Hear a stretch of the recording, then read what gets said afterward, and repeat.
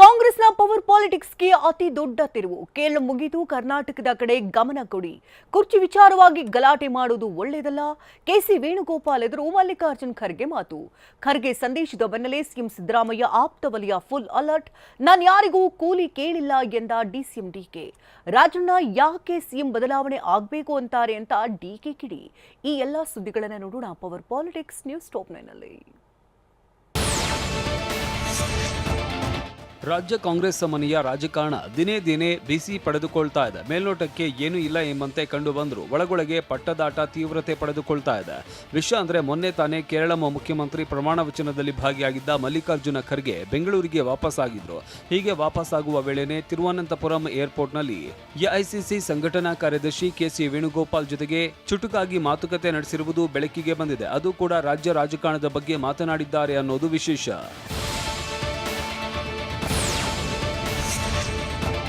ಪಂಚರಾಜ್ಯ ಚುನಾವಣೆ ಬಳಿಕ ಕಾಂಗ್ರೆಸ್ ಹೈಕಮಾಂಡ್ ಮೇಲೆ ಕರ್ನಾಟಕ ಕಾಂಗ್ರೆಸ್ನ ಅಧಿಕಾರದ ಹಂಚಿಕೆ ವಿಚಾರವಾಗಿ ಇನ್ನಿಲ್ಲದ ಒತ್ತಡ ನಿರ್ಮಾಣ ಆಗಿದೆ. ಹೀಗಾಗಿ ತಿರುವನಂತಪುರ ವಿಮಾನ ನಿಲ್ದಾಣದಲ್ಲಿ ಕೆಸಿ ವೇಣುಗೋಪಾಲ್ ಜೊತೆ ಖರ್ಗೆ ಕರ್ನಾಟಕದ ಬಗ್ಗೆನೂ ಮಾತನಾಡಿದ್ದಾರೆ. ಕೇರಳಂ ಸರ್ಕಾರ ರಚನೆ ಮಾಡಿ ಆಯಿತು, ಈಗ ಕರ್ನಾಟಕದ ಕಡೆಗೆ ಗಮನ ಕೊಡಿ, ರಾಜ್ಯದ ರಾಜಕೀಯದ ಬಿಕ್ಕಟ್ಟನ್ನ ಬಗೆಹರಿಸುವ ಬಗ್ಗೆ ಸಮಯ ಕೊಡಿ ಅಂತ ಕೆಸಿ ವೇಣುಗೋಪಾಲ್ಗೆ ಮಲ್ಲಿಕಾರ್ಜುನ ಖರ್ಗೆ ಸೂಚನೆ ಕೊಟ್ಟಿದ್ದಾರೆ.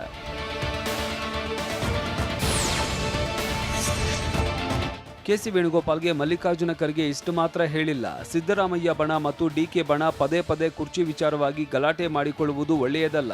ಹೀಗೆ ಕಚ್ಚಾಟಗಳು ಮುಂದುವರೆದ್ರೆ ಮುಂದಿನ ಚುನಾವಣೆ ಎದುರಿಸುವುದು ಕಷ್ಟವಾಗಲಿದೆ. ಹೀಗಾಗಿ ಕೂಡಲೇ ಈ ವಿಚಾರ ಇತ್ಯರ್ಥಪಡಿಸಿ ಅಂತ ಖರ್ಗೆ ಕೆಸಿವಿಗೆ ಹೇಳಿದ್ದಾರೆ. ವಿಶೇಷ ಅಂದ್ರೆ ಈ ಚರ್ಚೆ ನಡೆದ ಸಂದರ್ಭದಲ್ಲಿ ಸಿಎಂ ಡಿಸಿಎಂ ಆದಿಯಾಗಿ ಕೆಲ ರಾಜ್ಯ ಕಾಂಗ್ರೆಸ್ ನಾಯಕರು ಸಹ ಉಪಸ್ಥಿತರಿದ್ದರು ಎಂಬ ಮಾಹಿತಿ ಇದೆ.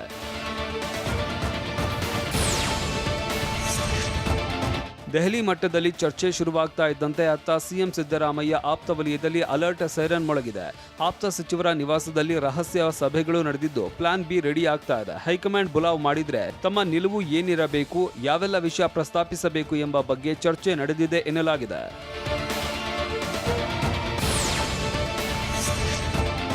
ಕಾಂಗ್ರೆಸ್ ಮನೆಯಲ್ಲಿನ ಕುರ್ಚಿ ಚರ್ಚೆ ವಿಚಾರವಾಗಿ ರಿಯಾಕ್ಟ್ ಮಾಡಿದ ಡಿಸಿಎಂ ಡಿಕೆ ಶಿವಕುಮಾರ್ ಹೈಕಮಾಂಡ್ ಕರೆದಾಗ ದೆಹಲಿಗೆ ಹೋಗ್ತೀನಿ ಅಂದ್ರು. ಅಷ್ಟೇ ಅಲ್ಲ, ನಾನು ಯಾರಿಗೂ ಕೂಲಿ ಕೇಳಿಲ್ಲ ಅಂತಲೂ ಹೇಳಿದ್ರು. ಕರೆದಾಗ ಹೋಗ್ತೀನಿ, ಕರಿತೀನಿ ಅಂತ ಹೇಳಿದ್ದಾರೆ.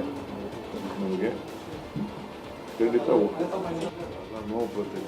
ದಿನ ಶುಭ ದಿನ, ಶುಭ ದಿನ, ಶುಭ ಗಳಿಗೆ ಶುಭ ಮುಹೂರ್ತ. ಕಷ್ಟಪಟ್ಟಿದ್ದೀನಿ ನಿಜವಾಗ್ಲು. ನಾನು ಕೂಲಿ ಯಾರಿಗೂ ಕೇಳಿಲ್ಲ. ಯಾರಿಗೂ ಕೂಲಿ ಕೇಳಿಲ್ಲ ಅಂತ ಹೇಳಿರುವ ಡಿಕೆ ಪರಮೇಶ್ವರ್ ಸಿಎಂ ಆಗಬೇಕು ಎಂಬ ದಾಳ ಉರುಳಿಸಿದ್ದ ಸಚಿವ ರಾಜಣ್ಣಗೆ ಡಿಕೆಶಿ ಟಾಂಗ್ ಕೊಟ್ಟಿದ್ದಾರೆ. ನಾನು ಯಾವತ್ತಾದ್ರೂ ಸಿಎಂ ಬದಲಾವಣೆ ಆಗಬೇಕು ಅಂತ ಹೇಳಿದ್ದೀನ, ಹೀಗಿರುವಾಗ ರಾಜಣ್ಣ ಯಾಕೆ ಸಿಎಂ ಬದಲಾವಣೆ ಆಗಬೇಕು ಅಂತಿದ್ದಾರೆ ಅಂತ ಬಾಣ ಬಿಟ್ಟಿದ್ದಾರೆ. ಸಿದ್ದರಾಮಯ್ಯನವ್ರು ಏನೋ ಬದಲಾವಣೆ ಆದ್ರೆ ಪರಮೇಶ್ವರೇ ಮುಖ್ಯಮಂತ್ರಿ ಆಗಬೇಕು ಅನ್ನೋರು ನಾವು. ನಾನೇ ರಾಜಣ್ಣ ಯಾಕೆ ಸಿಎಂ ಬದಲಾವಣೆ ಮಾಡಿಕೊಟ್ಟಿದ್ದಾರೆ? ಅಲ್ಲ, ಸಿಎಂ ಮುಂದುವರಿಲಿ ಅಂತ ಹೇಳಿ ಏನ್ ತಪ್ಪೇನಿಲ್ಲ. ಅಂದ್ರೆ ಪರಮೇಶ್ವರ್ ಮಾಡ್ಬೇಕು ಅಂದ್ರೆ ಸಿಎಂ ಹಿಡಿಬೇಕು ಅಂತ ನಾನು ಯಾವ ತರ ಸಿಎಂ ಬದಲಾವಣೆ ಆಗ್ಬೇಕು ಅಂತ ಹೇಳಿದ್ದೀನಿ. ನಾನೆಲ್ಲ ಹೇಳಿದ್ವಲ್ಲ, ರಾಜಣ್ಣನೇ ಈಗ ಸಿಎಂ ಬದಲಾವಣೆ ಮಾಡಕ್ ಕೊಟ್ಟಿದ್ದಾರೆ. ಸಚಿವ ಕೆಜೆ ಜಾರ್ಜ್ ನಿವಾಸದಲ್ಲಿ ನಡೆದ ಭೋಜನ ಕೂಟ ಈಗ ಹಲವು ಚರ್ಚೆ ಹುಟ್ಟುಹಾಕಿದೆ. ವಿಷಯ ಅಂದ್ರೆ ಮೊನ್ನೆ ಕೇರಳದಿಂದ ಊಟ ಮಾಡದೆ ವಾಪಸ್ ಬಂದಿದ್ದ ರಾಜ್ಯ ನಾಯಕರಿಗೆ ಜಾರ್ಜ್ ಮನೆಯಲ್ಲಿ ಲಂಚ್ ಅರೇಂಜ್ ಆಗಿತ್ತು. ಖರ್ಗೆ, ಸಿದ್ದರಾಮಯ್ಯ, ಡಿಕೆ, ಪರಮೇಶ್ವರ್, ಮುನಿಯಪ್ಪ, ಪೊನ್ನಣ್ಣ ಸೇರಿದಂತೆ ಹಲವರು ಭಾಗಿಯಾಗಿದ್ರು. ಈ ಒಂದು ಭೋಜನ ಕೂಟಕ್ಕೆ 2 ರೀತಿ ಭಿನ್ನ ಹೇಳಿಕೆಗಳು ಹೊರಬಿದ್ದಿವೆ.